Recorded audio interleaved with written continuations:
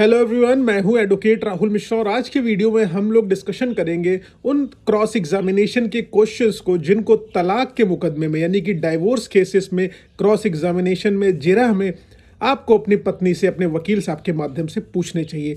वो कौन कौन से क्वेश्चन है उसको स्टार्ट करूँ उससे पहले हर बार की तरह मेरी आपसे रिक्वेस्ट है कि अगर आप लोग चैनल पर नए हैं या पहली बार आ रहे हैं, अभी तक आप लोगों ने सब्सक्राइब नहीं किया तो प्लीज़ सब्सक्राइब करिएगा, जिससे आपको लीगल इन्फॉर्मेशन सबसे पहले मिल सके। साथ ही साथ अगर आप मुझसे पर्सनली मिलना चाहते हैं लखनऊ, दिल्ली, इलाहाबाद में, तो अपनी अपॉइंटमेंट बुक कराएं। किसी भी पर्सनल प्रॉब्लम या लीगल प्रॉब्लम पर आप मेरा हेल्प चाहते हैं, सोल्यूशन चाहते हैं मुझसे, तो आप अपॉइंटमेंट शेड्यूल कराकर मुझसे बात कर सकते हैं और मैं आपका बेस्ट पॉसिबल सोल्यूशन बताने की कोशिश करूँगा प्रॉब्लम का। ठीक है, लेकिन उसके लिए आपको अपॉइंटमेंट करानी होगी। बिना अपॉइंटमेंट के बात कर पाना संभव नहीं होगा। नंबर आपको डिस्क्रिप्शन में मिल जाएगा। देखिए दोस्तों, क्रॉस एग्जामिनेशन एक आर्ट है। अगर आप केस हार भी रहे होते हैं तब भी आप केस को निकाल सकते हैं, केस को जीत सकते हैं। ठीक है, कैसे? उसमें आपके वकील साहब की स्किल निकल कर आती है कि वो कैसे अगले का माइंड वॉश करते हैं, कैसे अगले से मैनिपुलेशन करते हैं, कैसे उसके साथ नेगोशिएशन करते हैं बातचीत के दौरान और सच्चाई को सामने लाने की कोशिश करते हैं जिससे सामने वाली पार्टी का झूठ बेनकाब हो जाए और आप केस में विजयी हो जाए। कभी कभी क्रॉस एग्जामिनेशन के थ्रू आप हारा हुआ केस भी जीत जाते हैं। सबसे पहला क्रॉस एग्जामिनेशन में अगर आपको क्वेश्चन पूछना चाहिए तो आपकी शादी कब हुई थी, आपकी वाइफ से ये पूछना चाहिए। कॉमन क्वेश्चन है। कभी कभी क्या होता है, आपकी पत्नी पिटीशन में कुछ और लिख के आती हैं और यहाँ पर कुछ और बताती है, तो यहाँ पर आप कॉन्ट्राडिक्शन निकाल सकते हैं। क्रॉस एग्जामिनेशन में यहाँ पर आप उनको निकाल सकते हैं, तोड़ सकते हैं। उसके बाद अगला क्वेश्चन आप उनसे पूछिए, शादी के कितने दिन तक आप साथ रही। कभी कभी क्या होता है, वाइफ जो होती है जनरली 1 हफ्ते, 2 दिन, 3 दिन, 4 दिन साथ रहती है, उसके बाद सीधे अपने मायके चली जाती है और वहाँ से लौट कर नहीं आती, फिर मेंटेनेंस भी मांगने लगती है, सब चीज़ें होने लगती तो ऐसे में हस्बैंड कंफ्यूज होने लगता है कि भाई 2 दिन भी साथ नहीं रही, अब इसको मेंटेनेंस मैं क्यों दूँ।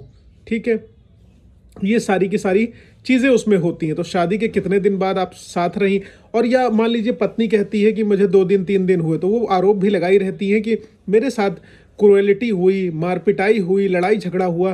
तो जज साहब लोग भी सोचते हैं कि भाई 2 दिन 3 दिन साथ रही और इनके साथ मारपीट हो गई या क्रुएलिटी हो गई, तो इन्होंने जो है कैसे पॉसिबल है ऐसा।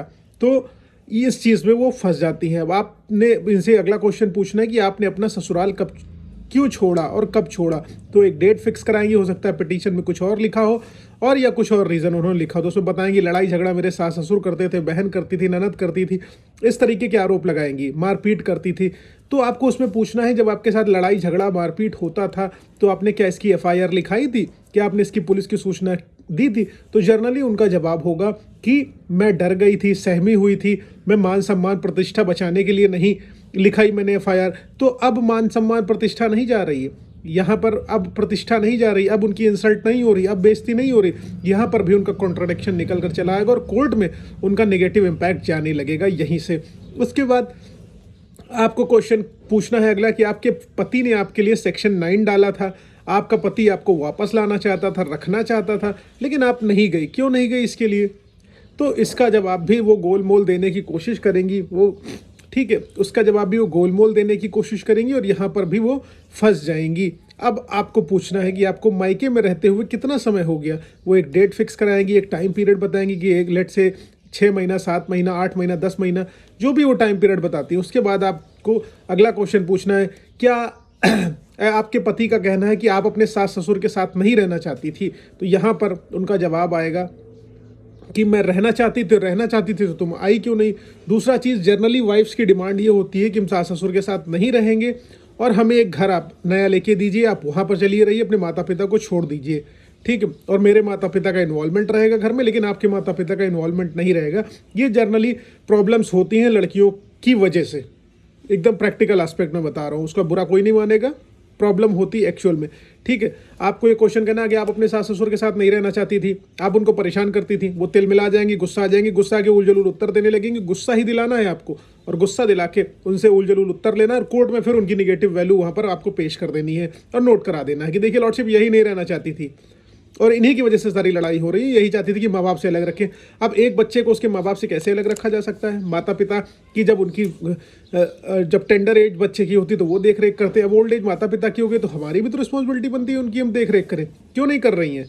तो यहाँ पर भी वो उनका नेगेटिव वैल्यू वहाँ पर निकल कर कोर्ट में जाने वाला है और वो फिर वहाँ पर फंसने वाली है।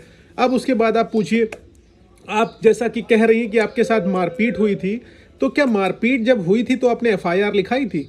अब कहेंगे नहीं लिखाई थी। जब नहीं लिखाई थी तो मैं आपको बता दूं, यहाँ पर फिर उनकी नेगेटिव वैल्यू चली जाएगी, झूठ बेनकाब हो जाएगा। जिन लोगों के साथ एक्चुअली मारपीट हो रही, प्रताड़ित हो रही, तो भाई आप अपने लिए मारपीट अगर हो रही तो एफआईआर दर्ज कराइए, वरना आप समझ लीजिए आप कोर्ट में साबित नहीं कर पाएंगी।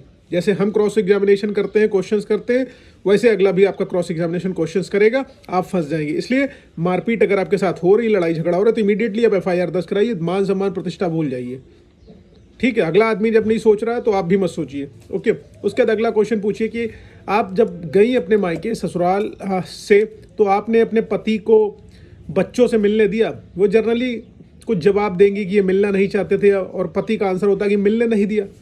ठीक है, मिलने नहीं दिया।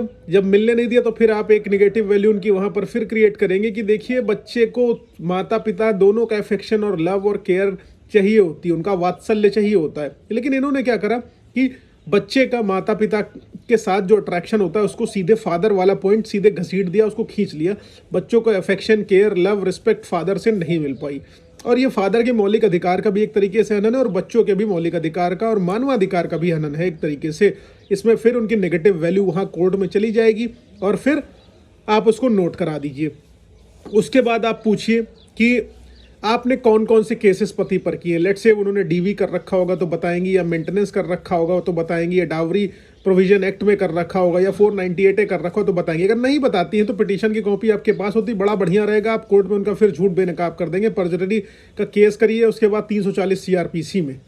ठीक है, उसके बाद आप पूछिए पहला केस कब किया था।